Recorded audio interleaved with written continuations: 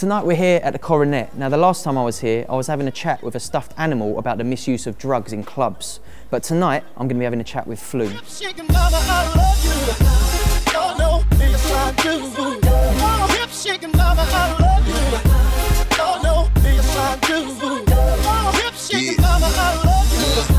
I've been out your thuggin' for a long time. Ripping and working, serving them off my phone line. For 40 years, set me straight, break it down to all dimes. She brushed me off, I was broke. So here we are this week, sat backstage with Flume. Thanks very much for spending some time on a hectic tour schedule to have a little chat with us. So coming from Sydney, that's one of the major hubs in Australia for electronic music. A lot of artists get to tour there and that. Who were the artists that kind of inspired you to take the next step musically, like to get into production? I mean, I got into production at a really young age, just mucking around after school on like Fruity Loops and stuff like that. But what made me want to start the Flume thing was it was the LA beat scene. So it was like dudes like Flylo. When I first discovered him, that was kind of when I realized that I wanted to like start making some weird shit, essentially. Yeah. In Australia, you have a station like Triple J who are big supporters of you and everything you were doing that helped you come through. Quite similar to what we do here in the UK with Rinse. How important was Triple J's support in like building you up as an artist and exposing you to the mainstream? I'd definitely say like Triple J, thanks to that. They've been supporting me like for like, yeah, ever since the album came out, they've been huge support. So they put you in the top 100, didn't they? The Hot 100 for around about the same time the album went platinum. Yeah. Do you feel that that had a big impact on sales as well? They helped me sell a lot of records, that's for sure. For me, you're a real power user of SoundCloud, Facebook. Is that a conscious effort by you and your management team, or is it something that just happened to click when you started using it the way you do? Yeah, hugely. Like we put a lot of effort into making the Facebook and SoundCloud and stuff work. I mean, it's just like, it's funny because it's, you know, Facebook's free and SoundCloud, like my account costs like $100 a year or something. Yet it's my strongest tool for getting music out there. It's nuts. I think that's how I discovered you actually, through SoundCloud. You popped up on my stream, someone reposted something that you made, and that was what switched me onto you. And I mean, just to put into context for people who perhaps don't follow you on SoundCloud, I looked through today to have a look, and I remember about 5-6 months ago you did the remix for Disclosure, and I think that might have even been the track that switched me on. And I noticed it's got like nearly 5 million listens to it on SoundCloud now, which is insane. And that's just on SoundCloud. Yeah.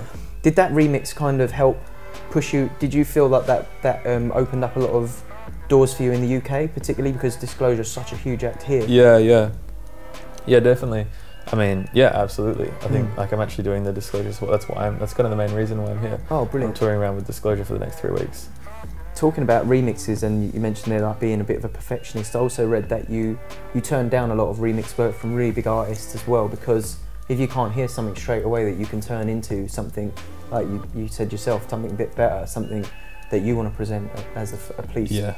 And I just wanted you to talk us through a little bit about like your thought process on that. Well, I'm really picky when it comes to like doing remixes.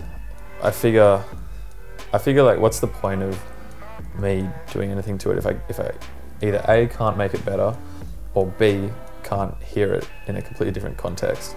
Now, say with the Disclosure thing, I really like the song, and I was like, I don't really know how to add to this and make it better. So what I'm going to do is I'm just going to do my own thing. Yeah. And then, you know, work the track into that.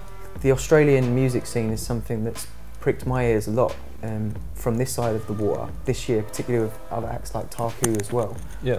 How does it feel over there being a part of the scene? Does it feel like something's bubbling up over there at the moment? Yeah, definitely. Yeah, there's definitely some cool stuff coming through at the moment. Yeah, like Taku, we've got, it's kind of cool because it's like Future Classic is kind of, seems to be the hub right now of a lot of really interesting young producers. Wave Race is another one. Wave Race is another one.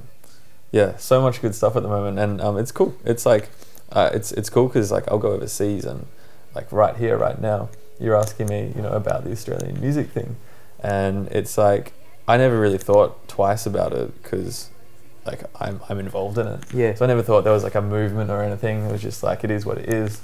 So the deluxe version of the album has dropped recently, and one of the things that interested me the most when I saw it was that as part of the deluxe album, there was inclusion of Ableton Live 9 Lite plus remix stems of some tracks of yours. So I just wanted to ask you, firstly, how did the idea to do that come about? And secondly, whether or not you had any like really good remixes come back yet? Well, the idea came about from the label. The label kind of put it to me that the album's, it's done really well in Australia, and they were like, yeah, let's do a deluxe version. And I was kind of not that into the idea at first when I heard it. Usually, like, my first thought of any deluxe version is it just kind of sucks. Like, yeah, it's the production disc. And for me, that was my favorite as well. That was like this is cool because it's got like Ableton Live on it. Yeah, I figured it would be cool to give away the stems to 3 tracks. Yeah, Holding On, Insane, and On Top.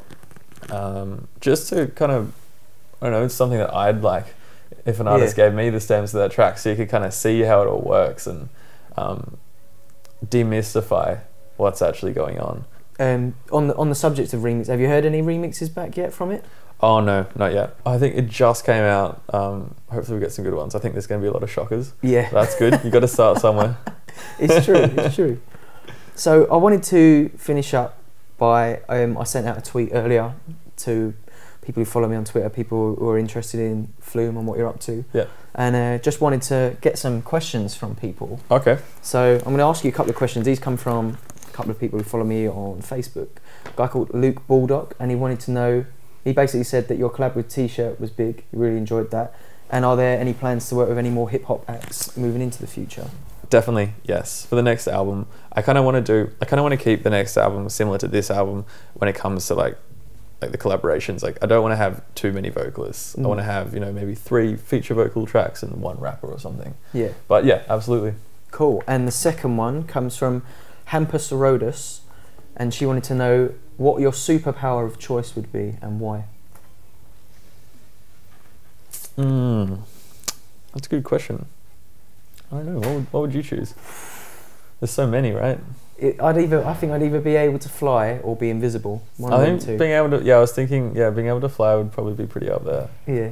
Yeah, let's go with that. Well, thanks very much for your time, and big up, man. Big up, Flume, and thanks very much. Go, man. Thank you.